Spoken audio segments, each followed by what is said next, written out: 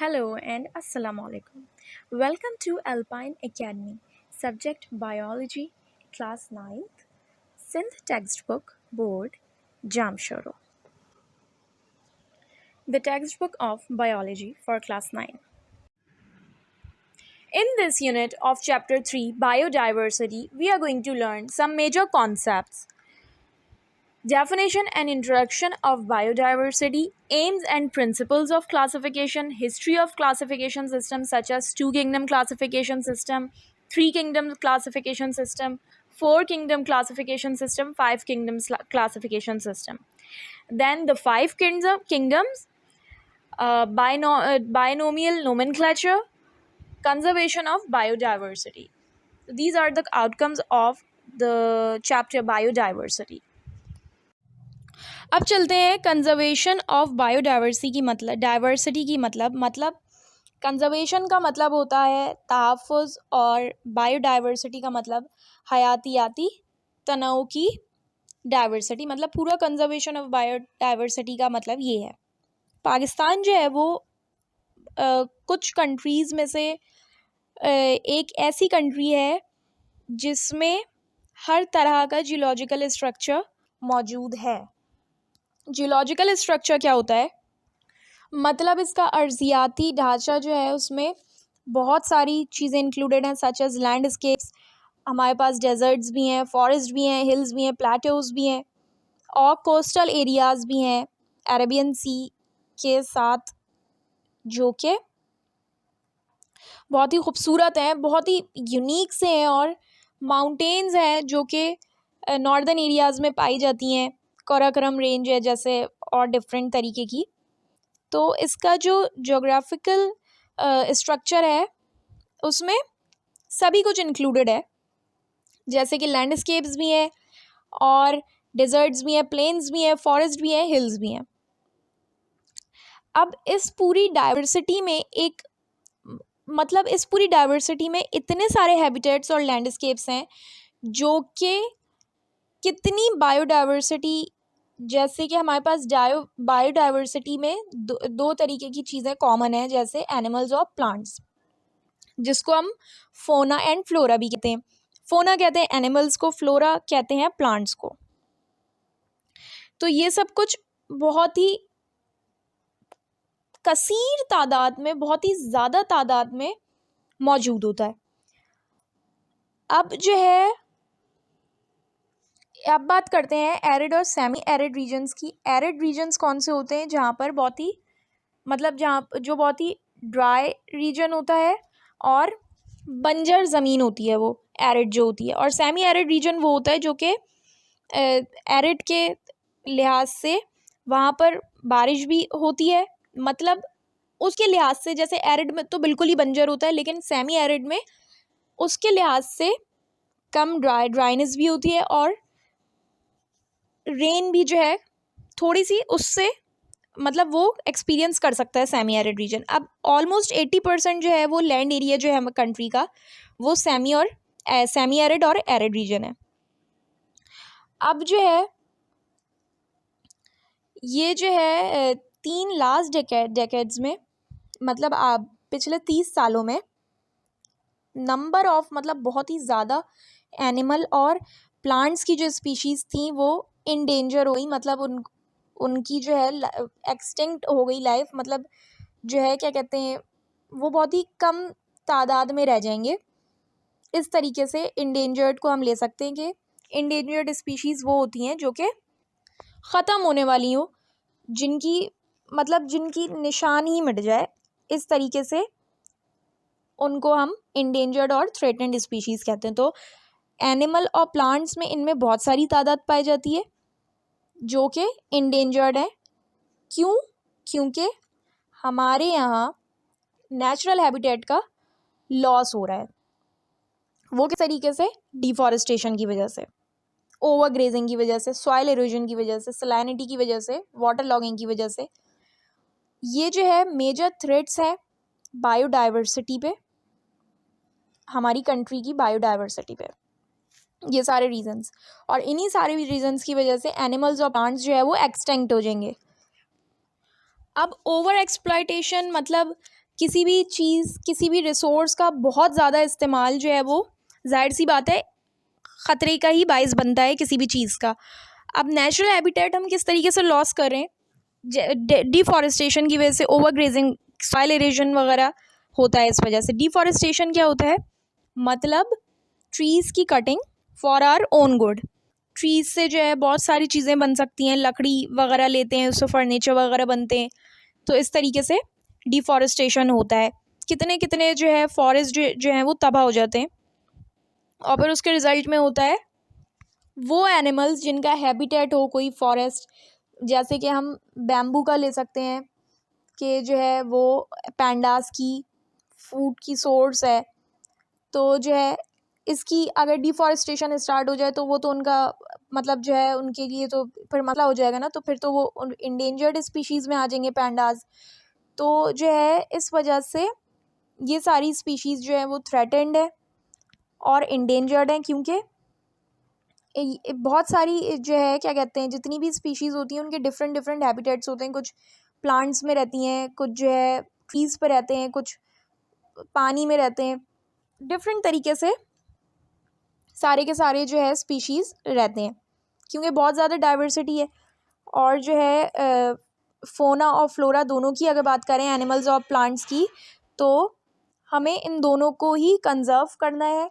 और इस तरीके से अगर हम जो है सीरियस मेजर्स ना लें इनको बायोडाइवर्सिटी के लिए, तो ये सारी की सारी चीज़ें हम खो देंगे। जैसे कि इतने प्यारे प्यारे फूल, पौधे और एनिमल्स हैं जो कि आने वाले सालों में बिल्कुल ही ख़त्म हो जाएंगे, क्योंकि इंसान जो है इस तरीके से थ्रेट कर रहा है इनकी लाइफ के, उनका हैबिटेट ले रहे हैं, उनको डिफरेंट तरीके से, वो डिफरेंट तरीके से थ्रेटेंड है। तो आने वाले सालों में अगर यही एक्टिविटीज़ ज़्यादा से ज़्यादा होती रहीं तो इन सारे जो स्पीशीज़ को है वो आने वाले सालों में इन ऑर्गेनिजम्स को हम खो देंगे।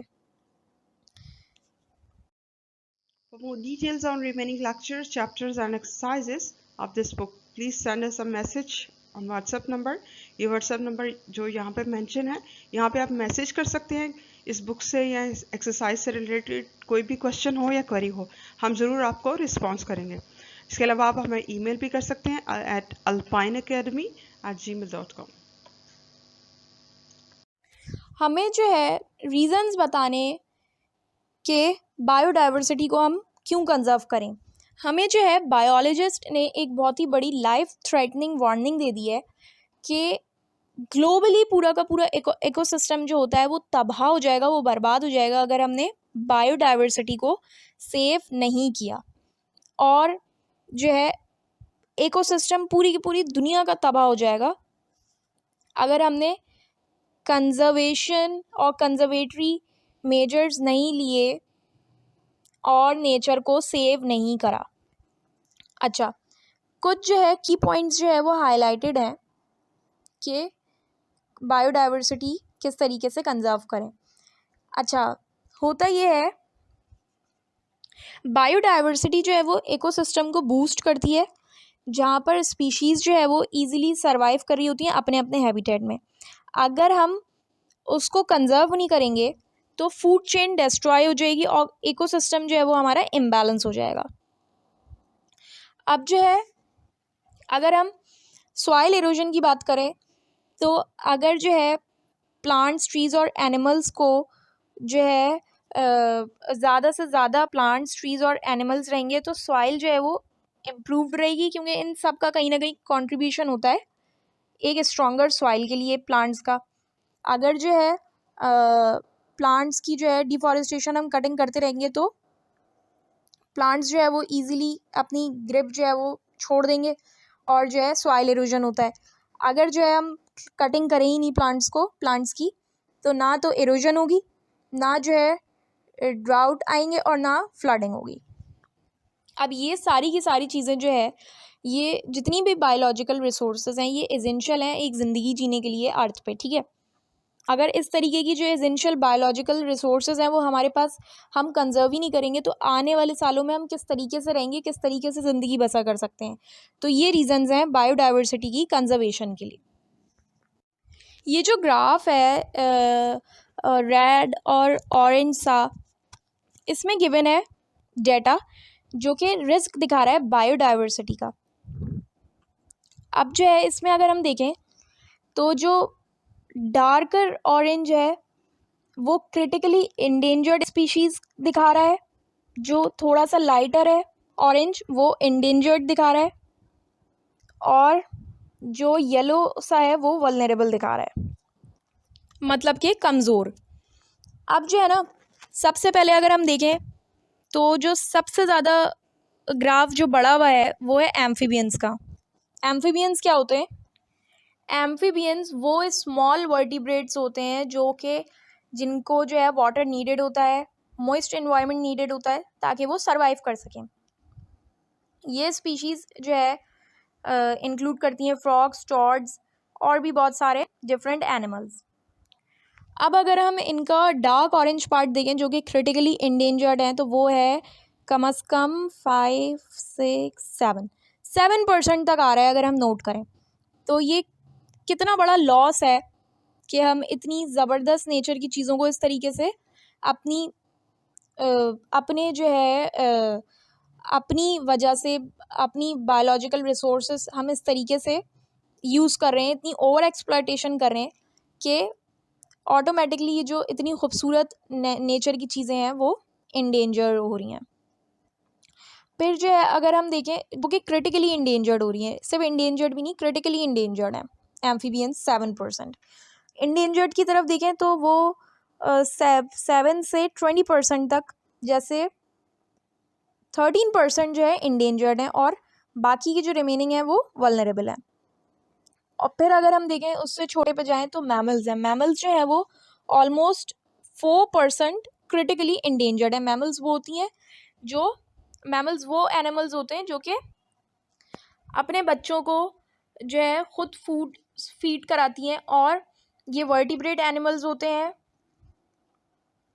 इसी वजह से इनको मैमल्स कहा जाता है। अब ये क्रिटिकली इंडेंजर्ड मैमल्स जो है वो 4% है, और इंडेंजर्ड जो है वो कम से कम 9% तक है, 4 से 5% ज़्यादा मतलब 9% तक है, और वल्नरेबल जो है वो 20% तक है। फिर बर्ड्स आती हैं, बर्ड्स भी क्रिटिकली इंडेंजर्ड है, इंडेंजर्ड भी कुछ हद तक है। बर्ड्स जो है वो 3% तक क्रिटिकली इंडेंजर्ड है, और 6% तक मतलब मज़ीद 3% तक ये इंडेंजर्ड है, और बाकी जो 10 से 11-12% है वो वल्नरेबल है। इसी तरीके से सारे के सारे प्लांट्स को भी देख सकते हैं, फिश वगैरह को भी देख सकते हैं, इंसेक्ट्स को भी देख सकते हैं। किस तरीके से इस ग्राफ में ये रिपोर्ट किया गया है डेटा पूरा कि बायोडाइवर्सिटी कितनी रिस्क पर है, जो कि हमें कंजर्व करनी चाहिए। आपको कोई भी क्वेश्चंस हो इस चैप्टर से रिलेटेड या इस टॉपिक से रिलेटेड तो आप लोग इस ईमेल पे मैसेज कर सकते हैं हमें, या इस नंबर पे व्हाट्सएप कर सकते हैं, या तो फिर नीचे कमेंट्स बॉक्स में आप मैसेज छोड़ दें, हम ज़रूर जवाब देंगे। Thank you.